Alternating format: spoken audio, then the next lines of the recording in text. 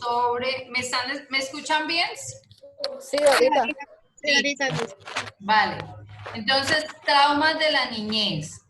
¿Se acuerda que habíamos hablado de la vez pasada de los 5 puntos? Habíamos empezado con el primer punto, que es falta de perdón y traumas. Pero solo alcanzamos a ver los traumas y nos falta, perdón, solo habíamos alcanzado a ver lo de falta de perdón y nos falta lo de los traumas de la niñez. Entonces, traumas de la niñez. En relación a este tema está incluido el trauma en general. El trauma crea una sacudida a nuestro espíritu y también una desorientación, al menos por un tiempo. Recuerda que dijimos que nuestro espíritu no es el Espíritu Santo, es simplemente el espíritu humano. Y por tanto, como los humanos se desorientan, así lo hace también su espíritu. Esta desorientación causa que nuestro espíritu se ponga vulnerable o débil. La vulnerabilidad es la disposición que invita a Satanás. Él siempre anda en busca de nuestras vulnerabilidades, cualquiera que éstas sean, para tomar ventaja de ella. La mayoría de estas empiezan con problemas cotidianos, pero poco a poco esos problemas nos deprimen y nos hacen sentir muy decaídos, prácticamente invitando al demonio a entrar y así agrandando la situación o el problema, haciéndolo peor. ¿Acaso el diablo está detrás de cada árbol? No, pero al saber esto te evitarás muchos problemas innecesarios y dolores, ya que muchos creyentes han sido engañados por el mentiroso al hacerlos pensar que llevan la cruz enviada por Cristo. No hay manera de mantenerlos bajo su dominio. Si las experiencias traumáticas pasan cuando somos adultos, podemos controlar las herramientas psicoespirituales para saber qué pasó y buscarlas. Les puede tomar un tiempo para salir del trauma, pero puede ser superado sin llegar a la cronicidad. No pasa así cuando el trauma sucede durante la niñez. En este tópico nos quedaremos largo tiempo porque es un tema muy difícil de abordar durante el desarrollo psicosocial del niño o del adolescente. Hay muchas personas que quedan atrapadas en esta etapa por el mismo maligno, sin darse cuenta. Hago un paréntesis. ¿Por qué es más fácil cuando los traumas son en adultos? Pues porque los recordamos, o sea, recordamos fácilmente un hecho que nos causó dolor o algo que nos dejó afectados. Es más fácil recordarlo y asimilarlo. Entonces, decir, uno, ay, sí, tal cosa me afectó, pero bueno, ya lo voy a superar. O sea, como que uno mismo es consciente de lo que pasó y cómo superarlo. Mientras que en los niños hay cosas que quedan guardados que aún ni siquiera nosotros recordamos, pero que nos sigue afectando. Yo me acuerdo el testimonio de una monjita que fue sanada de un tic, y ese tic había sido porque ella había, cuando era pequeñita, ella era de otro país, y cuando ella era pequeñita ella vivía, creo que en el Canadá, y vivía como en una cabaña. Y ella dice que ella se perdió y al sentirse perdida de la angustia, tuvo una reacción en su cara, sí, y eso le quedó para toda la vida. Pero luego cuando la encontraron, la rescataron y demás, pues la niña creció y eso, y ese pedacito se le olvidó. Pero ella sí quedó con ese tic en la cara. Y un tiempo después, creo que fue en una oración del padre Emiliano Tardif, él orando llega a ese momento de la hermana, de la monjita, y la monjita logra sanar ese pedazo de sentirse abandonada, de sentirse perdida, de sentirse eso, y se le pasa el tic. Entonces ella ni siquiera recordaba por qué tenía ese tic. ¿Sí? Entonces por eso es un poquito más complicado cuando el trauma es de niño o de adolescente. Entonces vamos a mirar a él. dice, hay diferentes niveles cuando el trauma es en la niñez. Primer nivel, la primera reacción de un niño que ha sido abusado es que se condena a él mismo. Así son los niños. Ellos no ven inmediatamente a la otra persona como mala, ofensora. La ven como a alguien que sabe lo que hace porque es un adulto o por lo menos más grande que él, por lo que se condena a él mismo. Piensa que él ha debido haber hecho algo muy malo para merecer algo así. Si no puede acordarse de lo malo que hizo, entonces llegará a la conclusión de que él debe ser una mala persona y merece todo esto. Esto da paso a que se sienta con muy poco valor, poco capaz, abandonado y con el rechazo hacia su propia persona. Se dirá a sí mismo, no valgo nada, no merezco ser amado, la gente solo me tolera, solo ocupo espacio. Y este es el primer nivel del trauma y el daño al espíritu del niño. Entonces, por ejemplo, en el caso de un abuso, no solamente abuso sexual, ¿no? Maltrato en la casa, que le digan que es bruto, que lo estén menospreciando, que lo estén comparando, que eso es algo que uno cree que es algo sencillo, pero el hecho, uno de papá, cuando tiene varios hijos, tiene a veces ese error. Bueno, las tres tenemos hijos únicos, ¿no?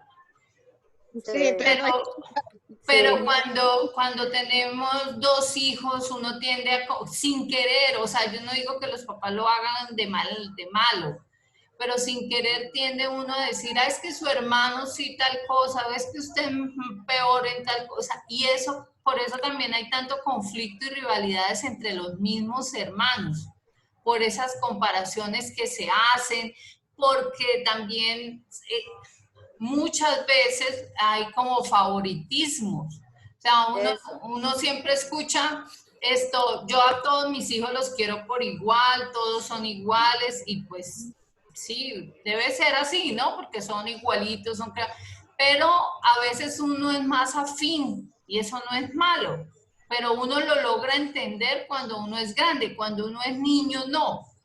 Por ejemplo, en el caso mío, mi mami es mucho más afín a mi hermana, sus formas de ser, como sus carismas, o sea, muchas cosas, y yo era más afín a mi papi.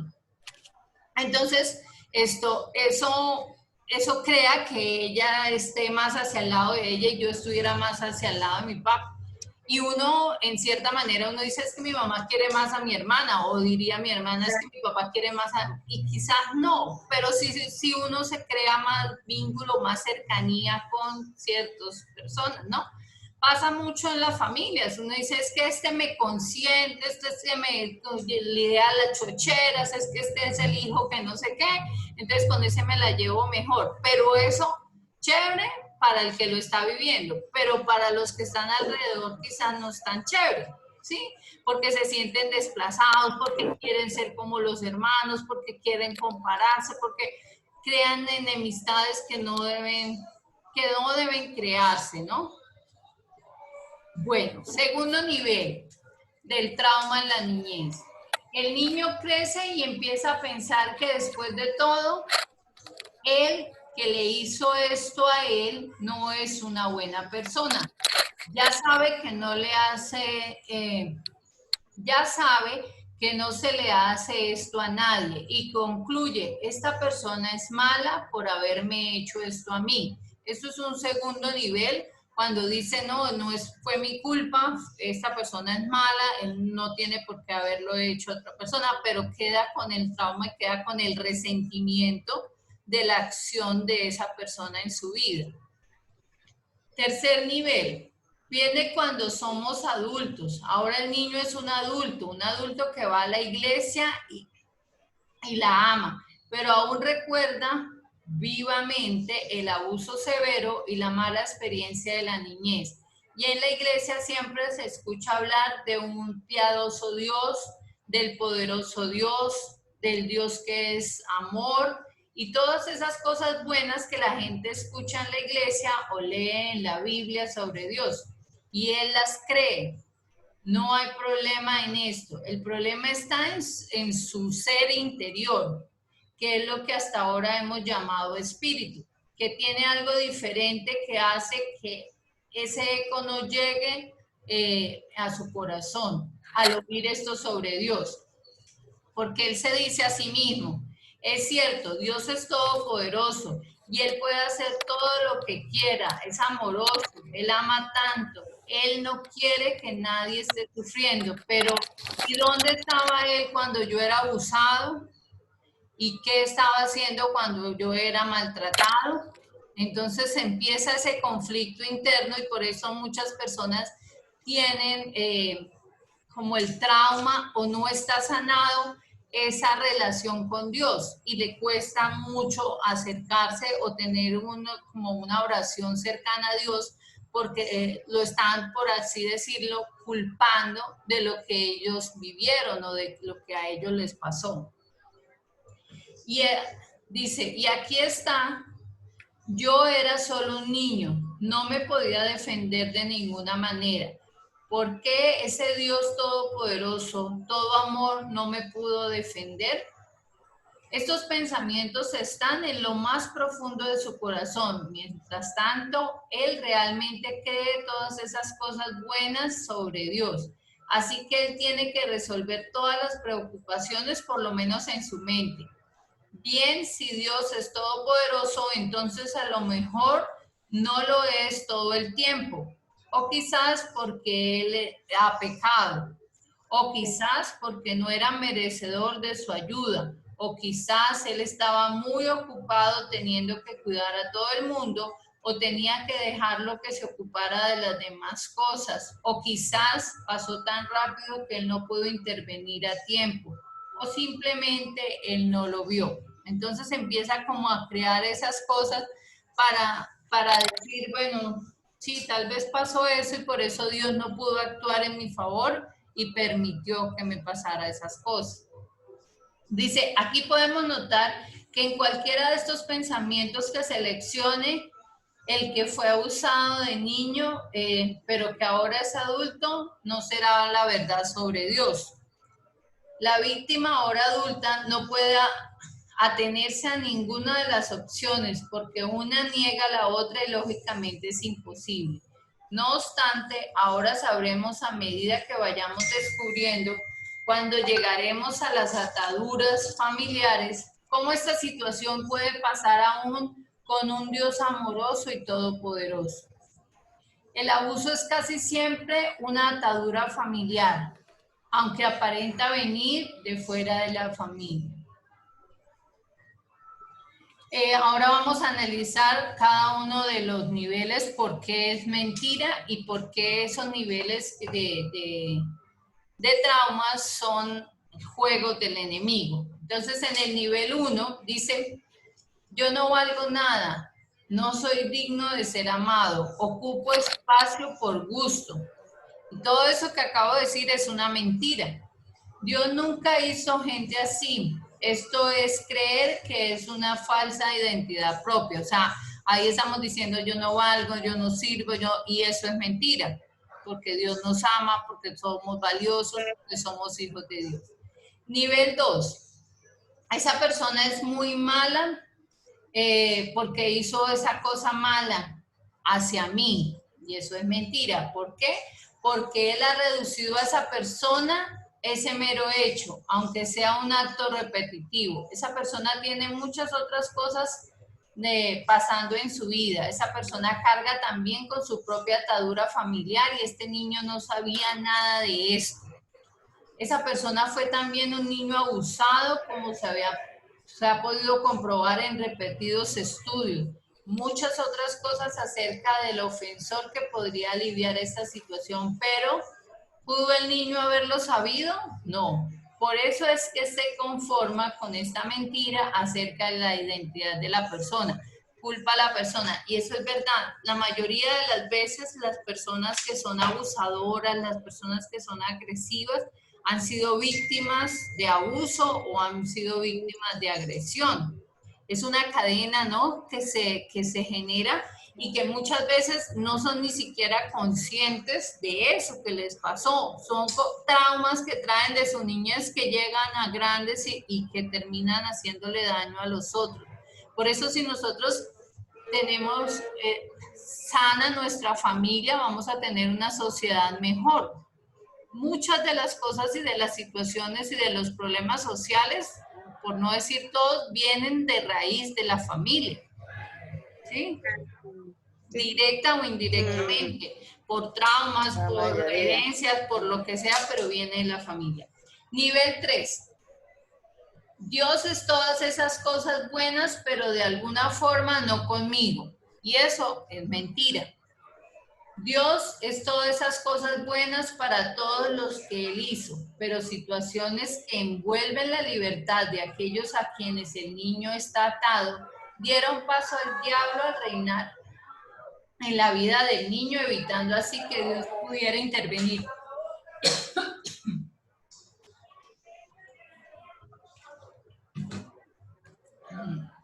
Y el corazón de Dios lloraba y sufría por este niño y con él, pero el niño no sabía nada de eso. En su lugar tiene una falsa identidad de Dios. Lo que pasó cuando yo una vez le dije al padre, a un sacerdote, que recién yo empecé mi conversión y entonces en la casa primero hubo como la cosa de Moni, de que mami, ¿por qué tanto tiempo, mami? No sé qué, y bueno, ella entendió, hablamos, yo le bajé a la nota y las cosas iban como funcionando, ella se estaba acercando a Dios, yo seguía, pero ya como menos seminario, menos cosas, porque al principio uno enloquecido y quiere estar en todo, yo ya le bajé como al ritmo, pero estando en eso como que la niña ya estaba bien, estaba acercándose y eso, nos roban. Y ella me hace el reclamo y me dice, mamá, pero mire, ahora que usted está más cerca, ahora que mire que nos robaron, no sé qué. Entonces ella me dejó como en conflicto y yo me fui para donde un sacerdote a confesarme. Yo le decía eso. Y ahora yo qué le digo, o sea, ¿cómo le contesto yo a la niña? ¿Cómo le digo que Dios no? Entonces el padre me decía, usted tiene que darle a ella una fe y unas herramientas para creer un Dios que la ama, que es todopoderoso, pero que eso que pasó es a consecuencia de la libertad de los seres humanos y que Dios no va a ir en contra de esa libertad, que ellos decidieron hacer ese mal y Él no puede hacer nada porque Dios nos dio esa libertad y que eso es por los problemas sociales que está viviendo el mundo. Y eso es a raíz, entonces como que le explicara a la niña que Dios no nos tiene aquí como un maniquí, entonces si va a pasar, entonces coge y controla a los ladrones para que no roben y eso, porque nos da las herramientas para decidir. Tengo una necesidad, tengo la decisión de o robo o trabajo y lo consigo, o y pido, o busco, ¿cierto? Me da a mí la inteligencia y la sabiduría para decidir, pero no me va a obligar a hacer lo uno o a hacer lo otro, porque entonces no estaría siendo yo libre. Y el Señor nos ama en libertad y nos creó en libertad. Es eso mismo lo que pasa acá. Y es lo que muchas veces uno no entiende. Y uno cuestiona y uno dice, Dios mío, pero actúa, por favor, porque está pasando tantas cosas. Y uno a veces en la oración le dice eso al Señor, ¿no? Pero el Señor no puede ir en contra de la naturaleza y de lo que Él ha creado, porque se estaría contradiciendo. Y eso nos cuesta a nosotros entenderlo. Entonces ahí es donde dice que Dios no creó esa situación, pero da la libertad a aquellos a quienes el niño está atado y a los que le hicieron ese daño le dio esa libertad y ellos tomaron esa mala decisión, pero la tomaron.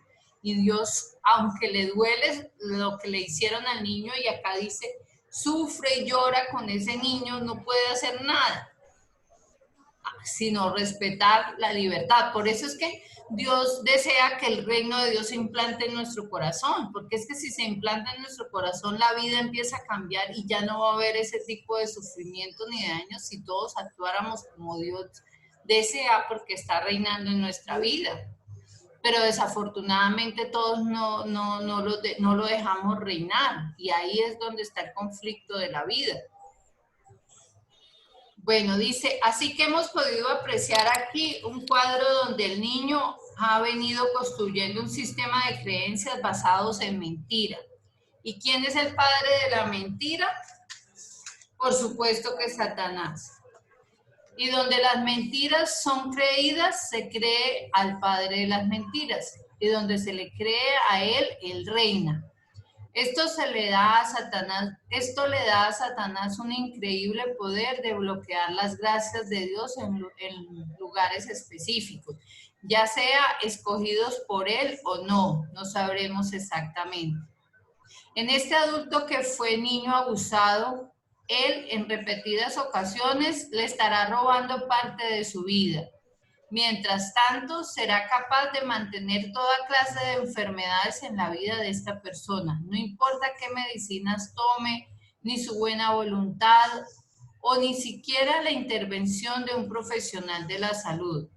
Este poder y dominio del enemigo es imposible de atravesar. La persona escogió creerle al maligno sin saberlo, y hasta que no deshaga lo hecho, nadie lo podrá ayudar, ni siquiera Dios. Y esto es súper clave. Y uno de papá también,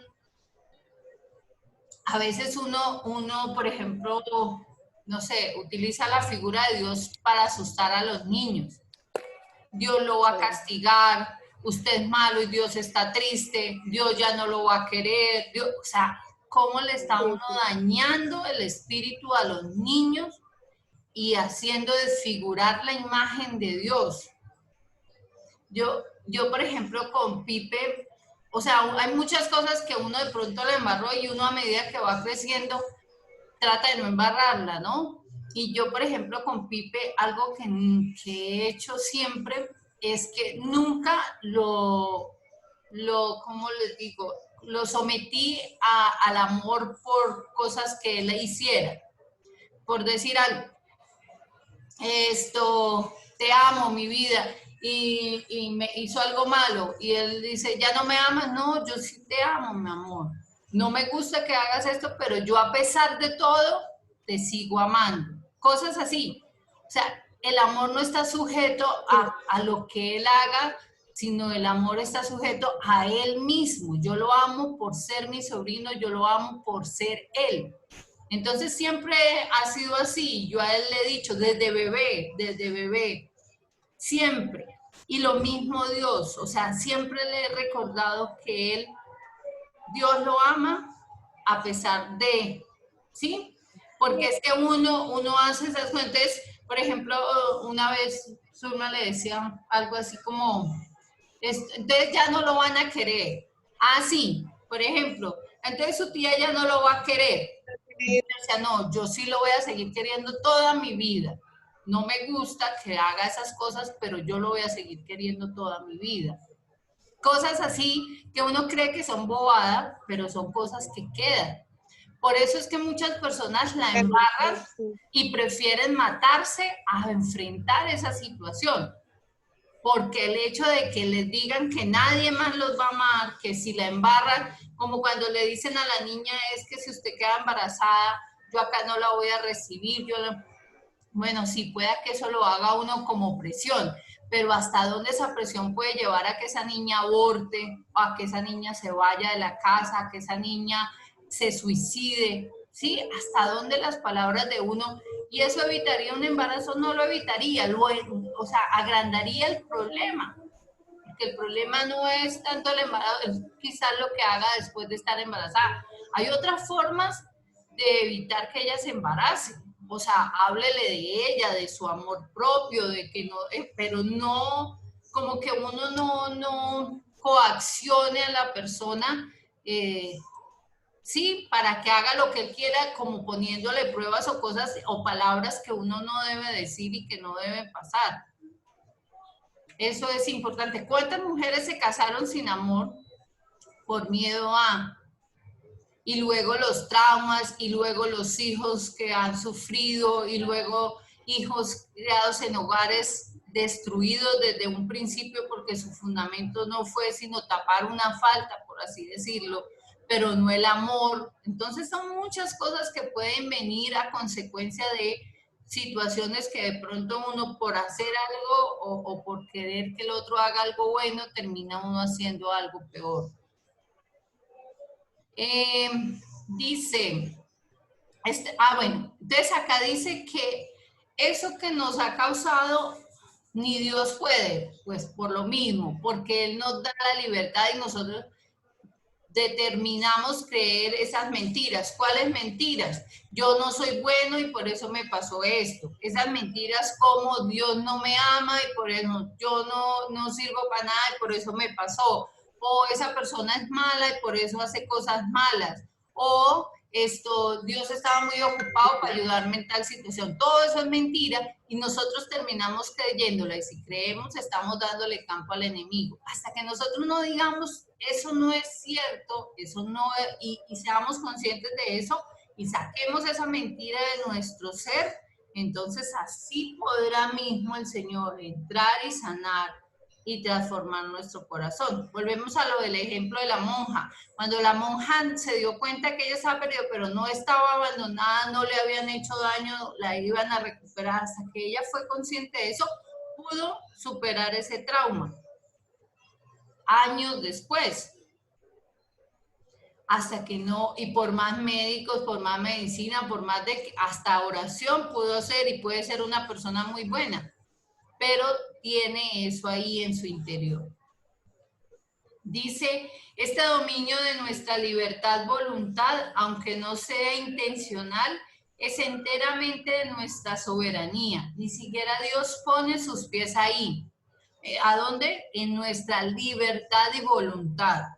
Nosotros libre y voluntariamente aceptamos o libre y voluntariamente rechazamos y decimos, no, eso es mentira, o eso pasó porque, es que Dios lo quiso así. No, pasó por tal situación y yo puedo corregir esa situación, o yo puedo vivirla de otra manera, o yo puedo transformar esto de otra manera en el nombre del Señor, y el Señor me va a bendecir. O sea, eso tiene uno que aprender a manejarlo. Dice, y Él lo hace así por nuestro bien, pero alguien más sabe el sistema y nos engaña para que no cedamos a Él para su beneficio. Es claro, el enemigo sabe cómo es el sistema y entonces lo que hace es manipular la situación, hacernos sentir culpables, y eso. Pasa lo mismo con el pecado.